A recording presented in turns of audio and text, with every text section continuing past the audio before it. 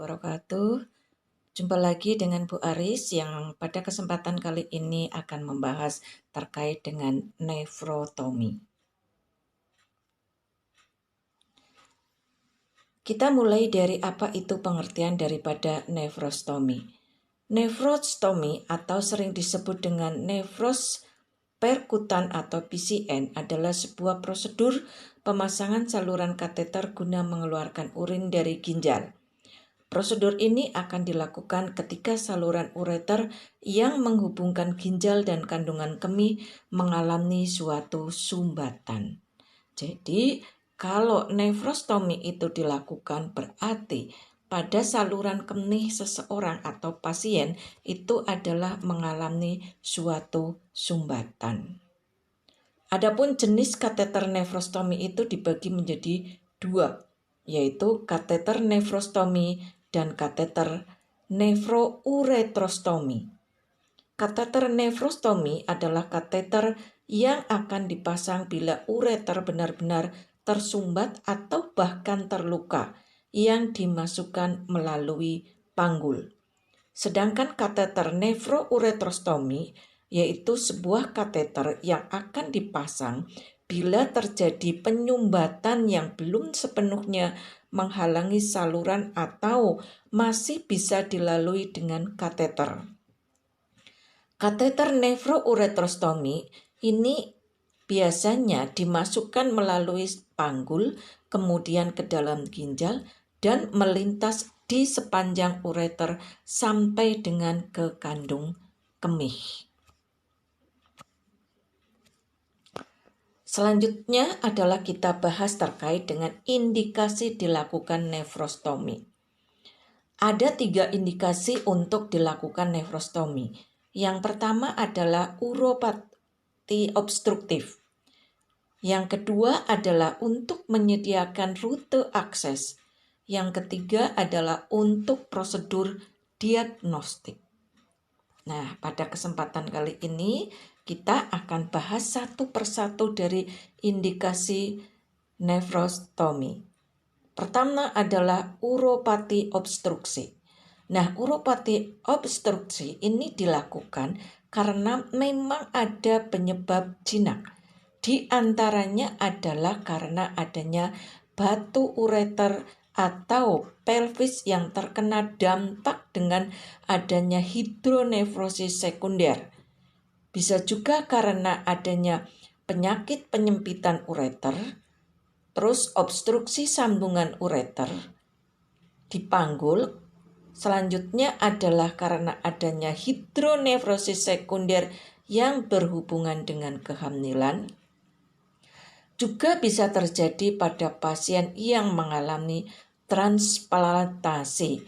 Misalnya adalah hidronefrosis karena adanya struktur anastomosis, kemudian adanya fibrosis retroperitoneal, urosepsis, kemudian pionefrosis, serta penyebab keganasan lain yang disebabkan karena adanya hidronefrosis sekunder, misalkan aja adalah akibat tumor pada saluran kemih, hidronefrosis sekunder yang disebabkan karena adanya karsinoma serviks ataupun prostat.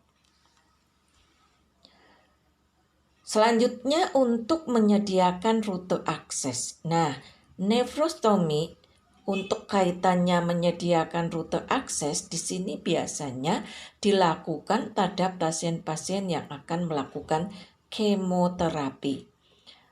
Misalkan aja adalah kemoterapi terhadap anti jamur ataupun antibiotik, dilatasi struktur jinak, pemasangan shunt ureter, antegrad, kemudian pengambilan batu, ataupun juga bisa karena adanya endopiolotomi.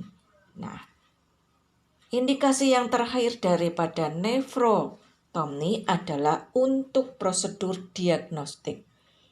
Untuk prosedur diagnostik ini dilakukan bila pasiennya itu akan dilakukan tes Whittaker, yaitu jenis pemeriksaan fotosinarik, di mana nantinya adalah dilakukan dengan kontras yang digunakan untuk mengevaluasi fungsi ginjal. Terus bisa juga dilakukan untuk prosedur diagnostik mengenai pielografi antigrad. Nah, ini dilakukan karena dengan adanya tes pencitraan untuk menentukan adanya penyumbatan atau obstruksi pada saluran kemih bagian atas.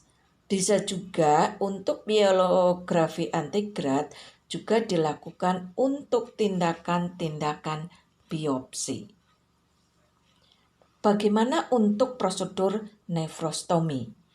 Nah, sebelum pasien itu kita lakukan prosedur nefrostomi, harusnya itu dilakukan puasa terlebih dahulu, yaitu sebanyak 6 sampai dengan 12 jam.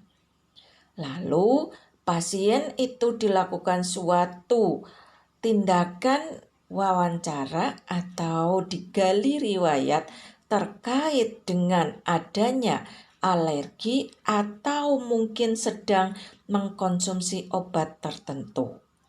Bila ditemukan adanya alergi atau sedang mengkonsumsi obat tertentu, maka jangan lupa diinformasikan atau diberitahukan kepada dokter supaya nantinya dokter mengetahui apakah ada alergi atau sedang konsumsi obat yang nantinya sebagai pertimbangan di dalam prosedur nefrostomi. Kita masuk kepada hal yang dikaji sebelum dilakukan nefrostomi. Yang pertama adalah kaitannya dengan penggunaan obat-obat tertentu. Misalkan adanya pengencer darah seperti warfarin. Terus adanya alergi terhadap obat atau media kontras seperti pewarna sinar X. Adanya gejala infeksi, baik itu demam atau keringat malam. Adanya riwayat penyakit ginjal, riwayat perdarahan berlebih pasca operasi, perawatan gigi, cedera, atau kondisi yang menunjukkan kemungkinan Anda memiliki masalah dengan proses pembekuan darah, serta riwayat operasi ginjal atau kandung kemih. Nah, hal-hal inilah yang nantinya harus dikaji sebelum dilakukan tindakan nefrostomi. Selanjutnya, lama waktu untuk dilakukan tindakan nefrostomi. Pasien yang dilakukan tindakan nefrostomi biasanya waktunya adalah kisaran antara 20 menit sampai dengan 90 menit. Bahkan bisa lebih. Nah, lamanya waktu ini adalah tergantung daripada kondisi pasien. Misalkan, sejauh mana sumbatannya atau sejauh mana ada permasalahan di dalam pasien tersebut sehingga akan mempengaruhi lama waktu untuk tindakan nefrostomi. Komplikasi dari nefrostomi. Nah, untuk komplikasi daripada nefrostomi itu bisa terjadi hematuri. Nah, untuk hematuri ini biasanya akan terjadi hampir setiap pasien yang mengalami akan menjadikan pasiennya itu mengalami hematuri. Tetapi untuk hematuri itu bisa dilakukan dengan cara nantinya pasien dilakukan suatu pengobatan dan ini biasanya hanya terjadi sekitar 1-3% dari pasien yang mengalami hematuri. Nah, untuk pasien yang mengalami hematuri ini 1-3% tersebut biasanya akan memerlukan suatu tindakan transfusi, bahkan mungkin tindakan pembedahan atau tindakan-tindakan lain yang perlu dilakukan dengan segera. Yang kedua adalah adanya komplikasi nyeri. Ini juga merupakan salah satu dari komplikasi umum yang dapat terjadi ketika pasien itu dilakukan tindakan nefrostomi. Tapi untuk tindakan kaitannya dengan nyeri ini nanti bisa dikontrol dengan pemberian obat analgesik oral ataupun IV atau intravena. Komplikasi yang lain yang perlu kita perhatikan adalah sepsis. Nah, kaitannya dengan sepsis ini adalah nantinya biasanya pasien itu akan mengalami keparahan akibat daripada tindakan nefrostomi ini, di mana pasiennya itu adalah terdapat banyak bakteri sehingga pasiennya itu mengalami suatu infeksi. Nah, ini tentunya akan menjadikan lebih parahnya kondisi daripada pasien sehingga perlu perawatan yang lebih lama. Komplikasi lain adalah adanya cedera pada organ yang berdekatan. Ini memungkinkan akan terjadi, tetapi jarang juga bisa kemungkinan tidak terjadi. Karena tergantung dari tadi tingkat kesulitan saat memasukkan suatu kateter dengan tindakan nefrostomi tersebut. Terus yang selanjutnya adalah biasanya ada komplikasi yang lain, yaitu seperti kateter tertekuk, kemudian adanya tersumbat, atau bahkan mungkin bisa terjadi suatu kebocoran. Terakhir adalah komplikasi yang mungkin terjadi adalah ketidakmampuan untuk melepas tabung nefrostomi akibat adanya kristal di dalam ureter tersebut. Jadi adanya penyumbatan ya, sehingga prosedur untuk melepas tabung nefrostomi itu tidak bisa dilakukan dengan baik. Kita lanjut kepada langkah-langkah nefrostomi.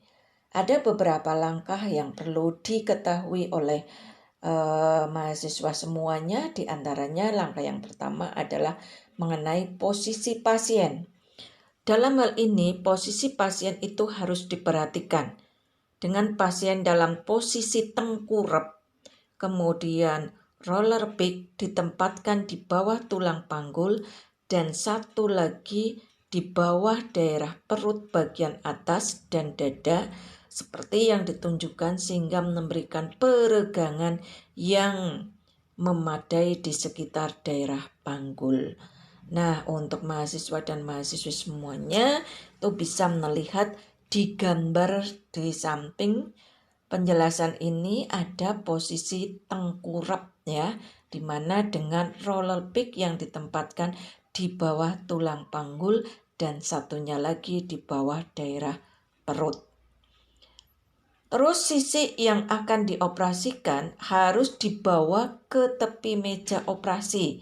Jadi agar nantinya itu posisinya jelas, itu nantinya sisi mana yang akan digunakan untuk melakukan tindakan, itulah yang harus didekatkan ke dalam meja operasi.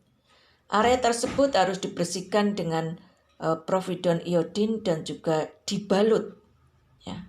Jika terdapat kontraindikasi relatif terhadap posisi tengkurap atau gangguan sistem kardiorespirasi dan lain sebagainya, prosedur ini juga dapat dilakukan dalam posisi terlentang. Jadi kalau memang pasiennya dengan posisi tengkurap itu tidak bisa, maka bisa dilakukan dengan posisi terlentang. Langkah yang kedua adalah penandaan permukaan.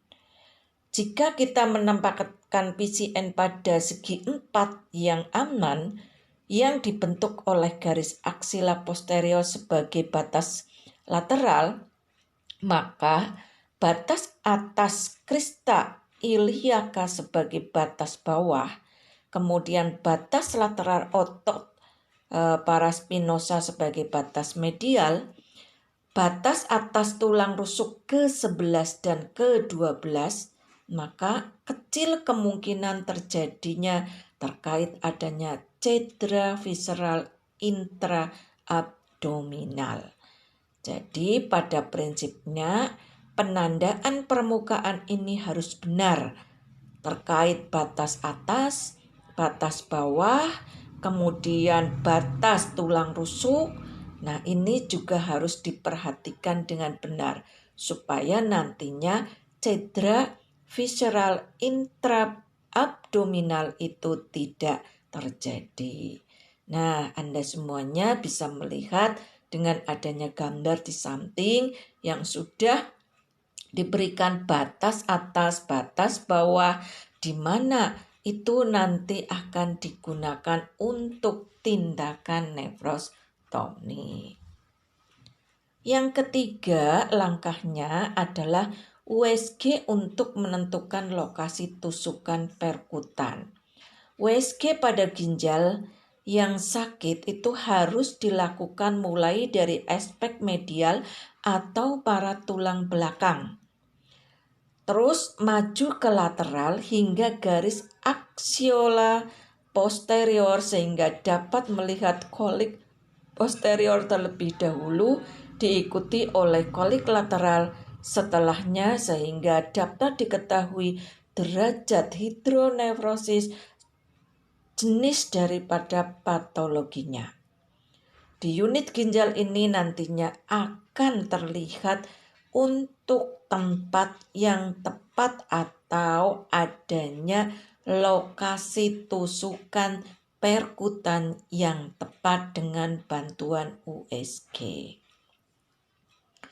Nah, USG inilah nantinya akan digunakan untuk sebagai arah fokus di mana kita melakukan penusukan.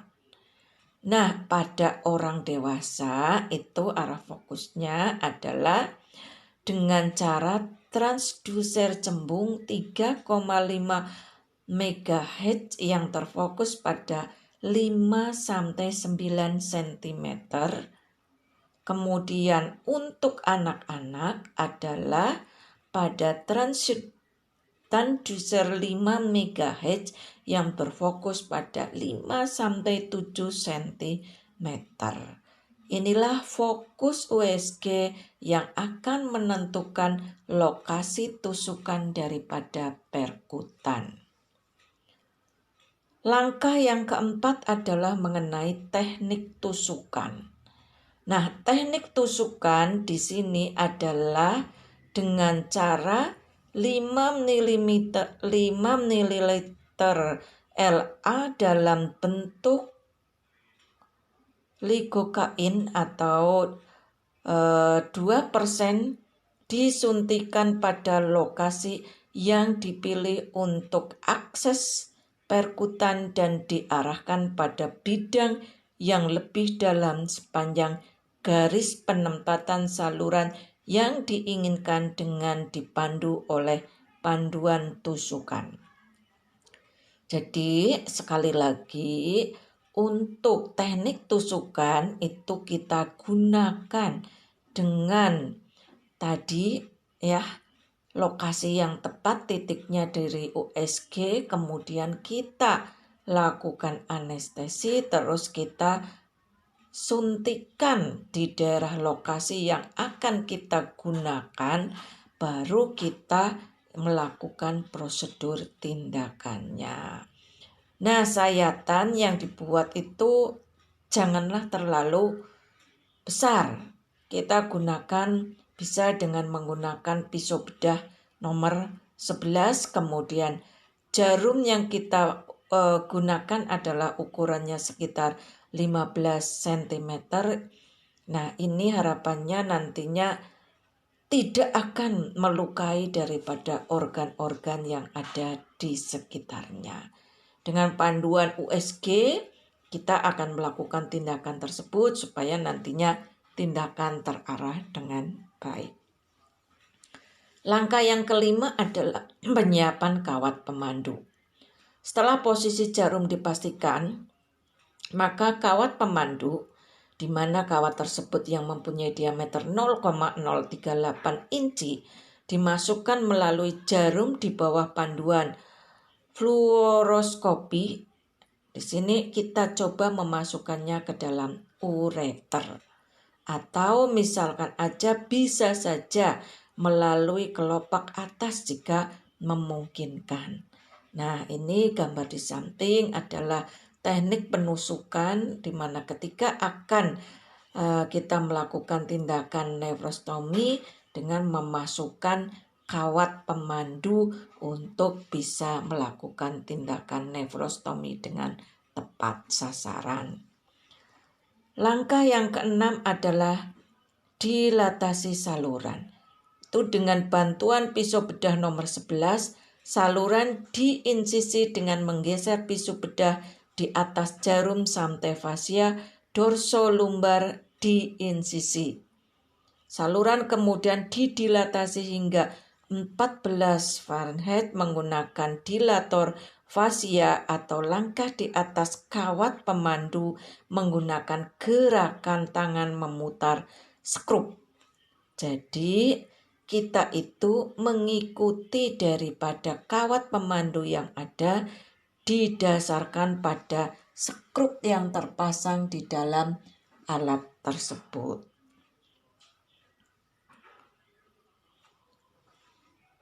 Langkah yang ketujuh adalah pemasangan nefrostomi melalui kawat pemandu. Nah, dalam hal ini nantinya untuk pemasangannya itu harus bisa terarah dengan baik. Untuk arahnya itu sama seperti yang digunakan selama dilatasi saluran. Supaya nantinya jangan sampai terjadi suatu permasalahan, misalkan aja adanya melukai daripada organ di sekitarnya yang dilalui. Karena ini sangat berhati-hati dalam tindakannya supaya tidak melukai dari organ-organ yang ada di sekitarnya, maka panduan ini perlu diperhatikan dengan baik-baik melalui panduan fluoroskopi supaya tindakan kita itu tidak mengalami suatu kesalahan. Melalui tindakan pemanduan kawat pemandu inilah nantinya akan dipasang dan nantinya akan dibuat suatu drainase eksternal. Nah, posisi akhir daripada kateter ini itu nantinya perlu dipastikan dengan adanya pemeriksaan pewarna berulang. Hal ini juga harus didukung dengan adanya pemeriksaan USG. Harus dilakukan memang benar-benar pada akhir tindakan untuk melihat adanya dekompresi sistem kalises panggul serta posisi selang nefrostomi. Apakah posisinya itu memang benar ataukah tidak? Kita lanjut ke prinsip tindakan nefrostomi. Prinsipnya ada 4 prinsip. Yang pertama adalah penilaian anestesi, yang kedua adalah status koagulasi, yang ketiga adalah antibiotik praprosedural, dan yang keempat adalah pemantauan periprosedural. Penilaian anestesi.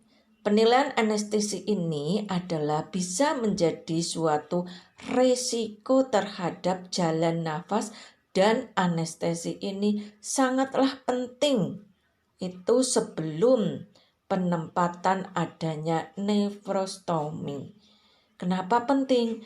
Karena pasien ditempatkan dalam posisi tengkurap, kemudian penentuan posisi ini akan menjadikan pasien itu bisa melakukan pernafasannya dengan baik sehingga bisa dilakukan pemantauan jalan nafasnya yang tepat selama prosedur ataupun mungkin adanya suatu kesulitan selama dilakukan tindakan nefrostomi.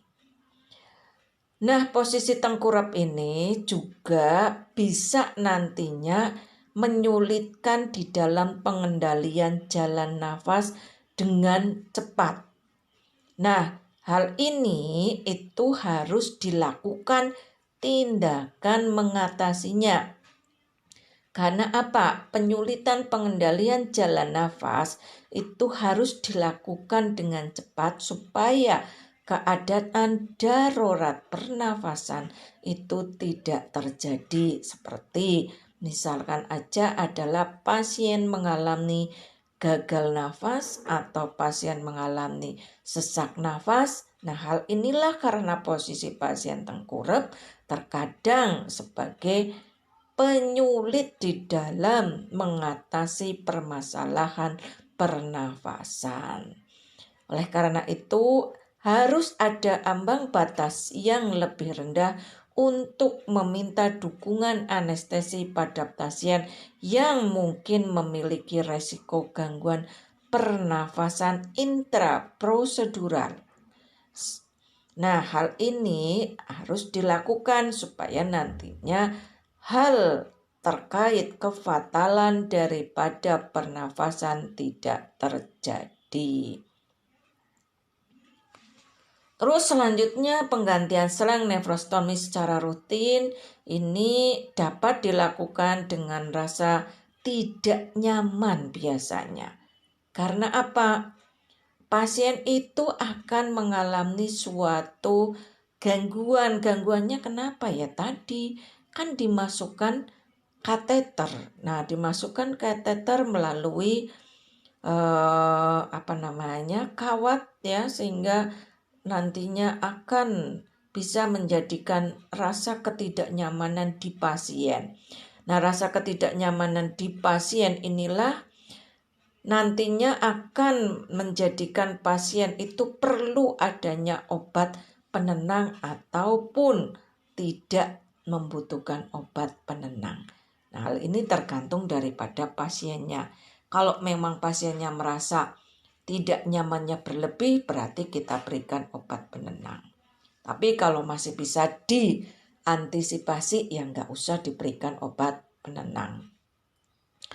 Untuk status koagulasi. Nah, status koagulasi itu pedomannya adalah berdasarkan pada pedoman Society of Interventional Radiology, di mana di sini pedomannya adalah untuk manajemen koagulasi periprosedural yang mengkategorikan penempatan nefrostomi sebagai prosedur dengan risiko perdarahan yang signifikan yang sulit dideteksi atau dikendalikan. Jadi pada pasien-pasien yang dipasang atau dilakukan tindakan nefrostomi nantinya perlu diantisipasi terkait dengan pemberian koagulasi karena resikonya adalah kemungkinan terjadi perdarahan.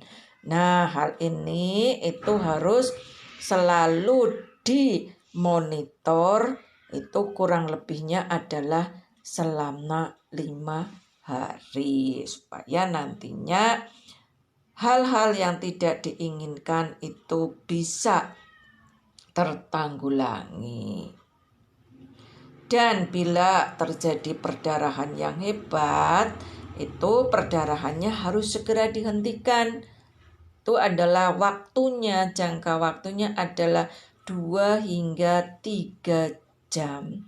Biasanya dilakukan pemberian vitamin K atau plasma beku beku segar. Nah, ini biasanya adalah untuk tindakan awal di dalam penanganan perdarahan.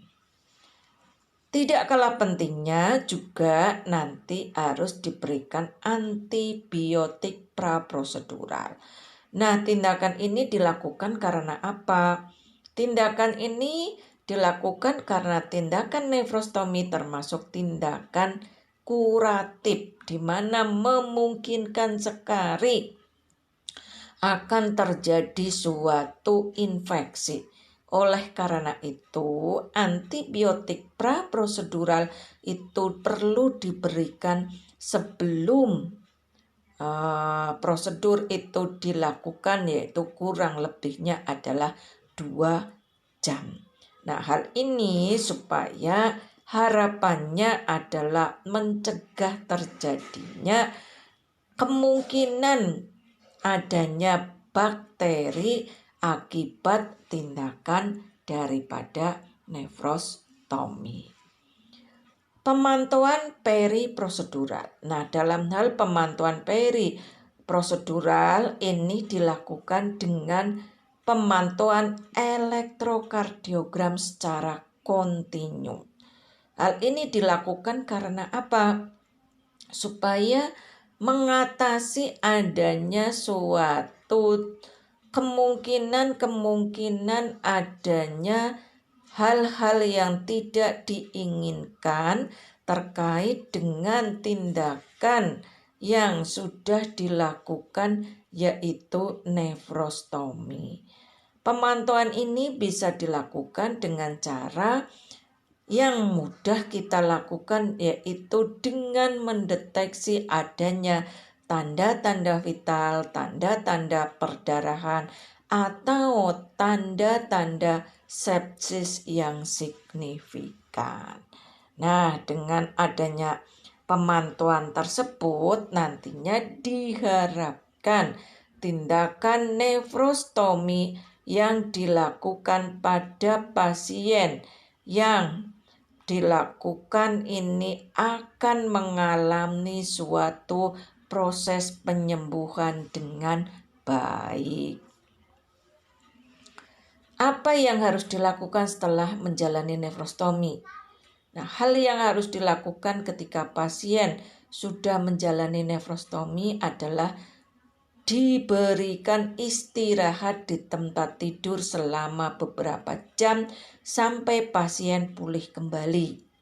Biasanya kalau tindakan nefrostomi, pasien itu diperbolehkan pulang pada hari yang sama tanpa perlu menginap. Nah, yang perlu diperhatikan adalah kateter ini perlu berada di tempatnya sampai penyebab penyumbatan ureter telah ditangani. Nah, ini maksudnya apa? Jadi pasien itu harus menjaga kateternya supaya jangan berubah tempat. Karena kalau berubah tempat ini akan membahayakan, bisa melukai atau mengiritasi organ yang ada di sekitarnya. Terus bila pasien itu membutuhkan nefrostomi dalam waktu yang lama, kateter ini perlu diganti secara berkala. Nah, ini harus pastikan sepanjang menjalani prosedur. Nah, pasien biasanya itu ditemani oleh keluarga atau orang terdekat supaya nantinya pasien itu mendapatkan support secara fisik, kemudian mental, psikologis dari keluarga pasien, sehingga pasien itu akan terjaga kondisinya ketika pulang ke rumah. Untuk perawatan kateter pasca nefrostomi yang harus dilakukan itu adalah ada beberapa hal, diantaranya pertama adalah cuci tangan sebelum merawat selang nefrostomi, bersihkan area sekitar selang dengan sabun dan air setiap hari, jaga letak kantong urin agar selalu lebih daripada ginjal untuk menghindari penumpukan urin, kemudian Rutin kosongkan kantong urin sebelum benar-benar penuh atau setiap 2-3 jam sekali, lalu ganti dengan yang bersih. Selanjutnya, ganti balutan di sekitar selang kateter setiap 3 hari sekali atau saat mulai terasa basah ataupun kotor. Demikianlah yang Bu Aris bisa sampaikan terkait dengan tindakan nefrostomi. Mudah-mudahan apa yang disampaikan oleh Bu Aris bermanfaat dan terima kasih atas perhatiannya. Mohon maaf bila dalam penyampaian ada tutur kata yang kurang berkenan ataupun ada kesalahannya. Terima kasih. Billahi taufiq wal hidayah. Assalamualaikum warahmatullahi wabarakatuh.